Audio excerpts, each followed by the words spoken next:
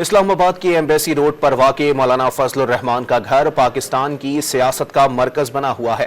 گزشتہ روز حکومتی وفد اور اپوزیشن رہنماؤں کی سربراہ JUI سے ملاقاتیں ہوتی رہیں۔ مولانا فضل الرحمان سے آج بھی اہم ملاقاتیں متوقع ہیں۔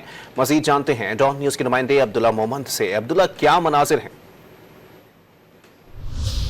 جی بالکل، شہر اقتدار اسلام آباد کے ایمبیسی روڈ پر واقع جمعیت علماء اسلام فی کے سربراہ مولانا فضل الرحمان کے یہ گھر پاکستانی سیاست کا مرکز بنا ہوا ہے، اور ایسا لگ رہا ہے کہ پاکستان کی پوری سیاست اس گھر کے اندر اب قید ہے۔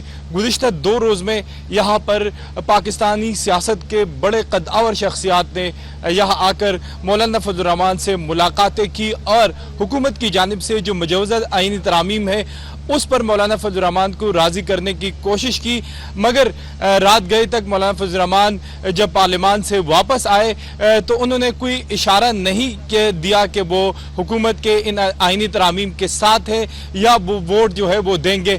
جیسے ہی مولانا فضل الرحمان یہاں پہنچے اس کے بعد سابق وزیراعظم انوار الحق کاکڑ اور سابق وزیراعظم شاہد خان عباسی بھی یہاں آئے اور مولانا فضل الرحمان کے ساتھ طویل مشاورت کی۔